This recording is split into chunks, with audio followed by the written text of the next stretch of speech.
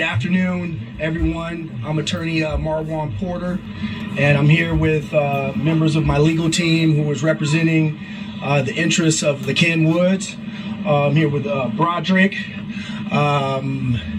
with Mr. Harry Daniels out of Georgia, and obviously we're here with LaKen's family.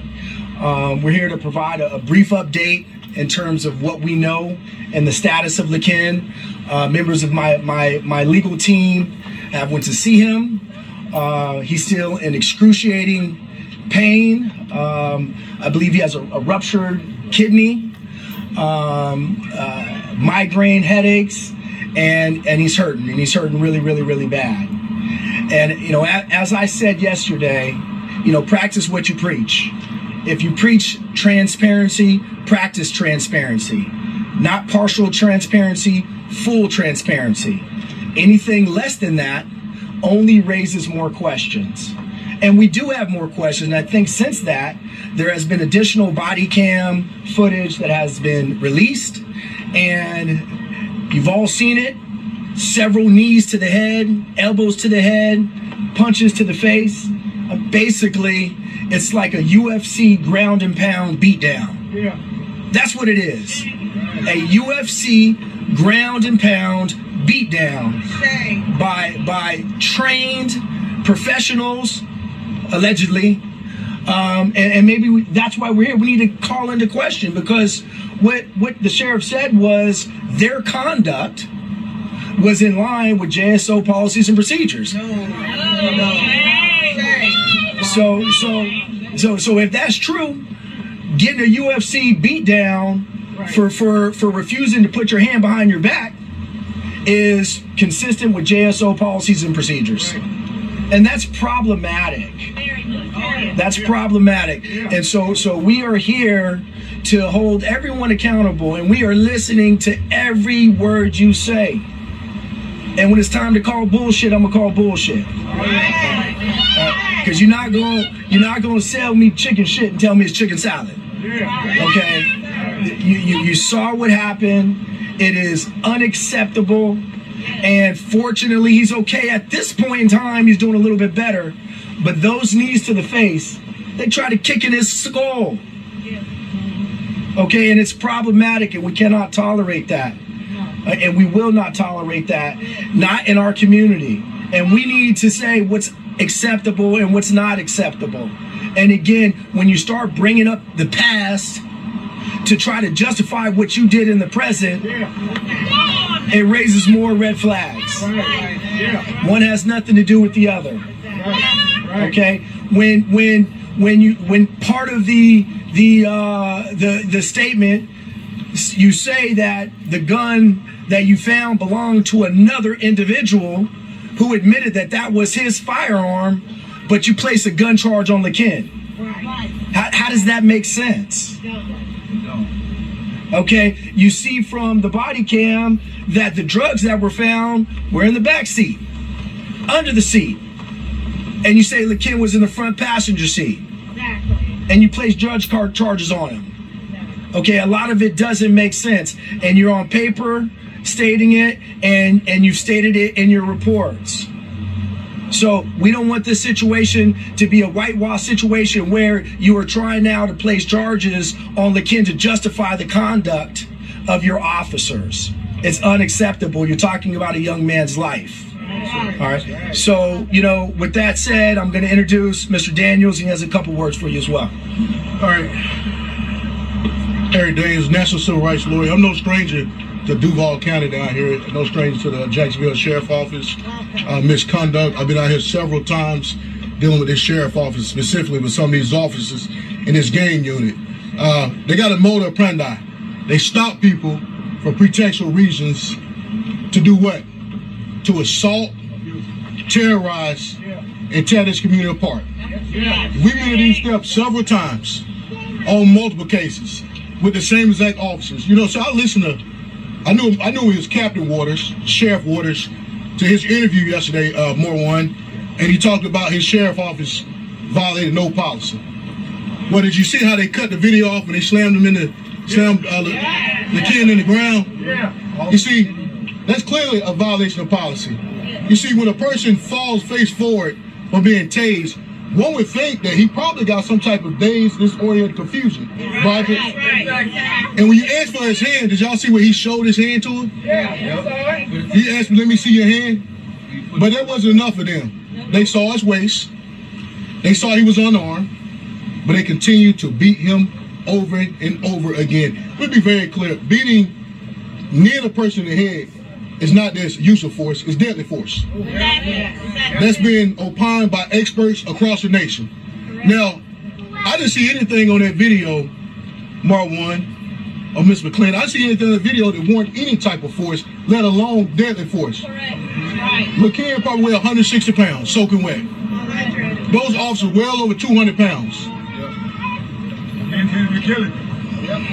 The culture here in Jacksonville, Duval County, is a culture and atmosphere that's not just based on these officers on the street.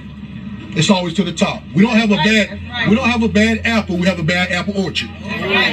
When the sheriff basically, in his own words, validate, ratify, and confirm these actions of these officers who are back on the street today, there's nobody in Duval County safe. Y'all know me. Y'all reporters know me. We do cases up in Camden County with police misconduct, beatings. We're no stranger here to Duval County and Jacksonville, especially this officer, Jose Garriga, the one who kneed him 6 times. Y'all recall he was the same one that shot and killed Jamie Johnson back in 2019. And you know what he stopped him for? A damn seatbelt. That's their mode. That's how they operate. Look, I'm gonna let his mom come up. We're gonna come back and tell you our next step, legal steps. We're gonna open up a Q&A. You wanna come and speak? You got something to say? You don't have to, you don't have to. She don't want to speak at this time. You want to talk about his condition? All right, he's gonna talk about his condition inside the jail this time. So I got an opportunity to see Lakeem a short while ago. He's in Duval. He's still able to walk, but he's not doing well. He is dizzy when he walks. He still has headaches from the beatdown, and he has a ruptured kidney. Because of that, he's not able to take any liquids. Anything that he tries to eat, he throws back up. Today was the first time in a while he tried to eat some solid foods, the jail macaroni. He said he threw it up. He said when he went down to medical, he threw up about 6 times down there. In terms of treatment, all he's getting is ibuprofen and Vaseline for his wounds. He still can't see properly. His face is still completely purple. His eyes are swollen shut. He can see that I'm there, that there's a body there, but I don't think he knows what I look like. And that's how he is right now. He's not doing well in there. Sir, could we get your name? Broderick Taylor. And how are you affiliated with this service? I'm one of the attorneys. All right, we're gonna open up the Q&A. No questions about the criminal. We obviously got a criminal matter pending, so we won't be answering any questions about that particular matter. But the next steps for the legal team, we'll answer those questions. Sir, Sheriff Waters had said that the social media video released this weekend was put out by what he referred to as an anti-police fringe, and that's kind of how he tried to frame this.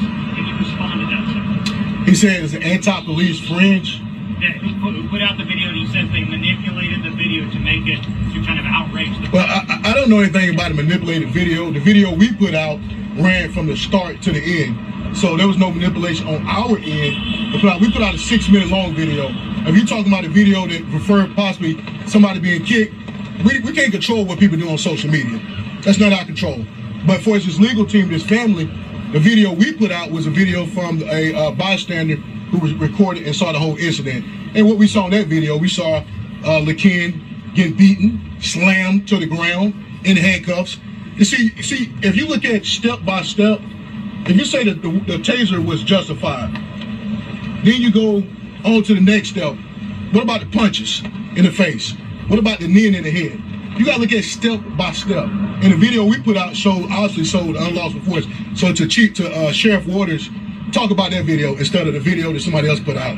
Tell him matter of fact, hold on one second. Tell him release that portion of the video when they slammed him to the ground and have that conversation. And Mr. Dan, he brings up a great point. Okay, we don't want any type of manipulation of a video to yield a false impression. We don't want that. We want the truth. But you know what also is manipulation? When you don't pull out a full video. When you stop the video before he's being body slammed. That's the same type of manipulation that you accuse the individuals on social media of doing. You're putting out information that is incomplete to yield a false impression. All we're asking for is complete transparency. And we can allow the community to come to their own decision. Next question. One of the things we've been receiving from the community, one of the biggest questions we've been receiving, why did he quit? Any response? Well, look, can I ask something if you don't mind? I kind of want to put the muzzle on because we're about to give up all of our defense strategies. Let me say this. If you have police have no reason, suspicion, or probable cause, the Supreme Court of the United States say you can walk away, and you can walk away, you can run away. And they were stopping them for a seatbelt infraction violation for the driver, then the passenger has nothing to do with that. So he can run if he wants to. This is when your excuses don't excuse and your explanations don't explain. They put in the police report that they were pulled over for a seatbelt infraction. The passenger can do whatever he wants to do. Hey, hold on one second. Hey, let me say this as well. Hold on. Jacksonville, Florida, by JSO. Let me say this. Let me say this. If they were getting pulled over for a seatbelt violation, think about this, people. Why in the hell is police officers getting out with guns drawn? I've been stopped for a seatbelt violation. Sir, he said that it wasn't a seatbelt violation. He said it was an ongoing. Did you read the report, sir? I did read the report. And you see They said they followed. They watched them at a gas station. They had suspicion of a drug deal. And then they followed them. Oh wait, he's answering his questions. Let me ask a question. What did he see at the gas station? They said they saw people talking, and you can argue whether or not it was a drug deal or not. What did they say? And I know, and we're not picking on you. What did they see? What did they They said they saw a group of people, and in their description of it, they thought it was a drug. Stop. Stop. Go ahead. I got you.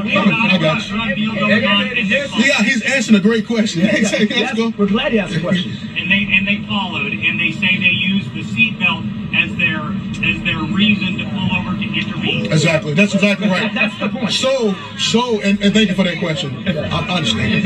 That question, they didn't see anything. What they saw is 4 black men at a gas. Look, we ain't gonna take the race card out of it because, to my understanding, one of the officers called you the N-word after the fact. The daddy right here. So they did not see a crime being committed at all. They give them suspicions to pull over this vehicle. The reason why they got into this car because they talked about a seatbelt. Once again, you don't bring out guns on a seatbelt violation. We don't know anything else. We got the same information received. Next question. We talked about this yesterday. In the report, they said after he fell and he was tased, that they pulled him up and he was bleeding. Do you believe that his injuries could have resulted from anything other than the beating? Go ahead. So I mean, again, we want all of you to have a critical eye, have a critical mind. Ask the questions. You ask a great question, but don't just accept things. Okay, they did not see any type of transferring of drugs when they initially were doing their surveillance. They said they saw some people communicating. That's not a crime. Count money. That counting money, that's not a crime. Yep.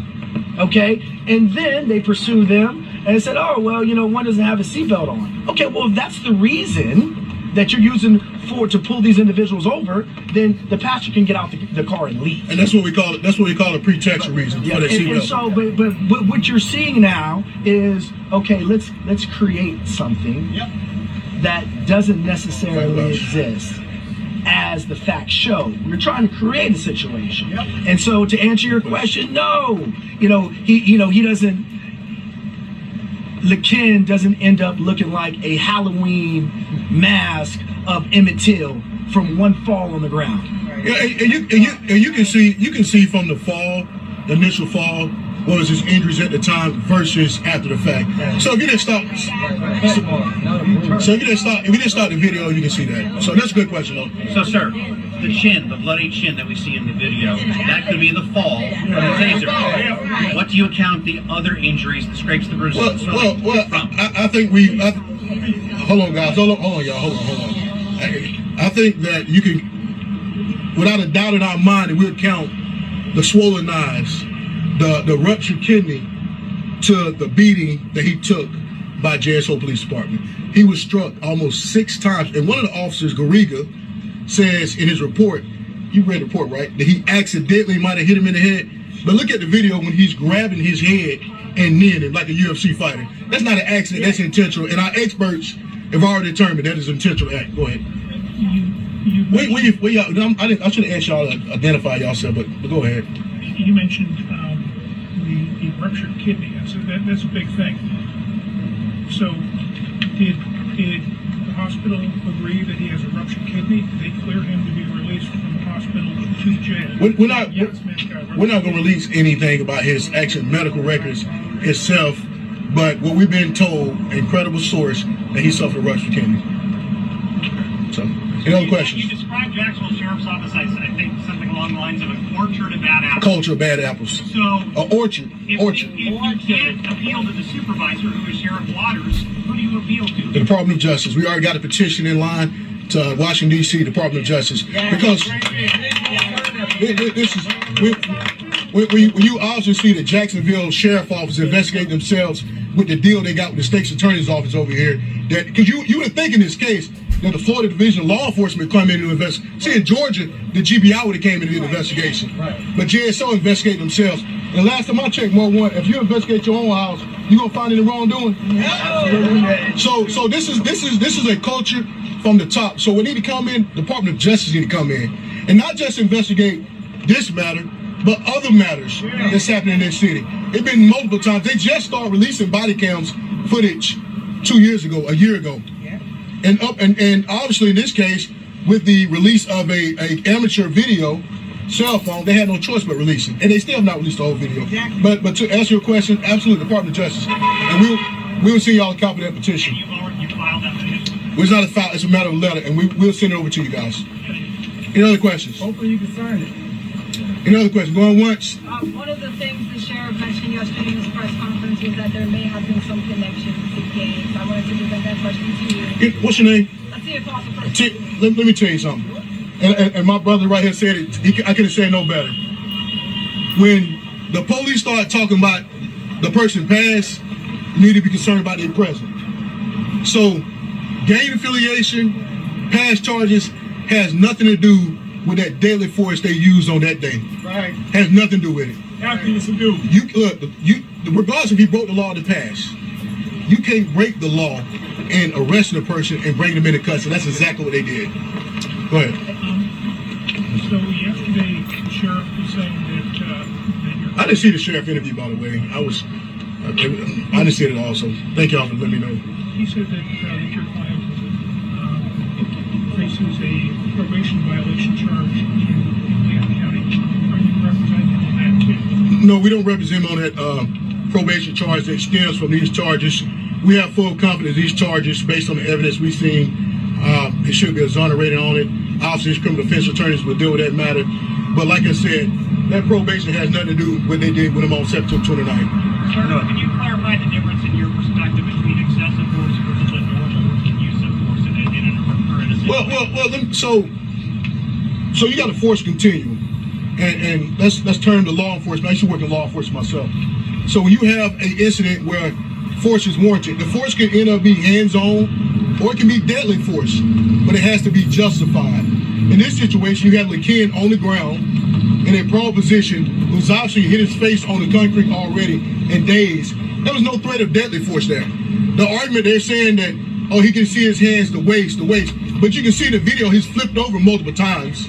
But then you see in the video he's struck in the head multiple times, knee by Officer Garriga.